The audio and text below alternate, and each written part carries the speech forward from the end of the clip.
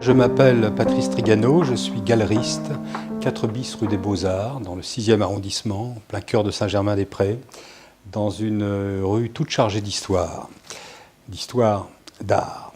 Alors c'est vrai que les histoires d'art, ce sont des histoires qui véhiculent des grandes histoires d'amour. Et des histoires d'amour commencent par des histoires de rencontres. Et j'ai le souvenir qu'étant jeune homme, je fréquentais l'hôtel Drouot pour chercher à y faire des découvertes. Et j'avais entendu dire qu'une vente extrêmement importante allait avoir lieu. On devait être en 1965 ou 1966, quelque chose comme ça. On parlait donc d'un collectionneur, M. Lefebvre, qui, décédé, allait avoir une vente de sa collection. Enfin, plus exactement, ses héritiers mettaient sur le marché les tableaux de la collection Lefebvre. Alors on en parlait tellement, il y avait des articles dans tous les journaux, etc., que je m'étais précipité à l'endroit où les grandes ventes avaient lieu, c'est-à-dire au Palais Galliera. Et cette vente se déroulait, donc, était dirigée par Maître Adair. Et j'avais donc regardé attentivement tous les tableaux de l'exposition.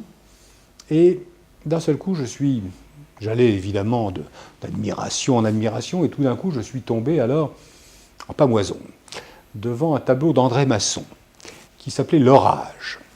Alors, pourquoi ce tableau m'a touché plus qu'un grand tableau de Miro, fond bleu, 1924, ou qu'un grand tableau de Fernand Léger, qui, je m'en souviens, représentait une nature morte avec un encrier, vous savez, les tableaux des années 20, comme ça. Il y avait des chefs-d'œuvre dans cette vente. Pourquoi ce tableau, qui n'était pas si grand que ça, m'a touché?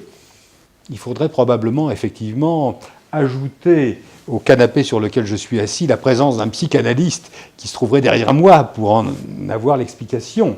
Mais, en tout cas, à bien y penser, à bien y réfléchir, je pense que les formes organiques et viscérales qui existaient dans ce tableau me faisaient entrer de plein pied dans l'univers du surréalisme qu'à l'âge de 16 ans ou 17 ans, je ne faisais que de découvrir. Alors découvrir avec émerveillement, naturellement, mais découvrir.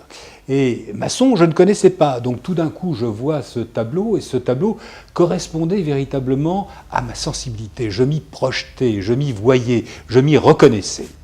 Donc j'en demande l'estimation. Un peu plus de 1000 euros, si vous voulez, d'aujourd'hui. Un peu plus de 1000 euros.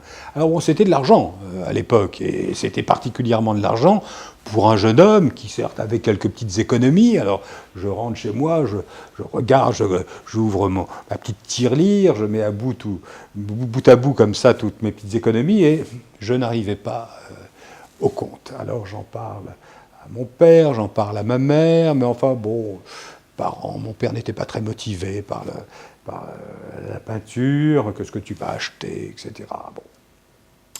Donc, je vais à la vente et je regarde partir ce tableau dans un état de frustration absolument extraordinaire. Et alors, c'est là, vous allez voir, où une chose s'est produite que je vois malheureusement souvent se produire chez des collectionneurs.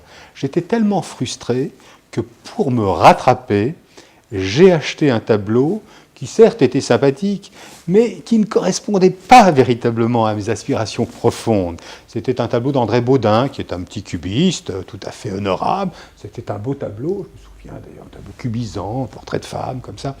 Mais ce n'était pas ce à quoi j'aspirais. Et donc, ma rencontre amoureuse s'était traduite par une histoire de déception amoureuse. Vous voyez, c'est assez drôle.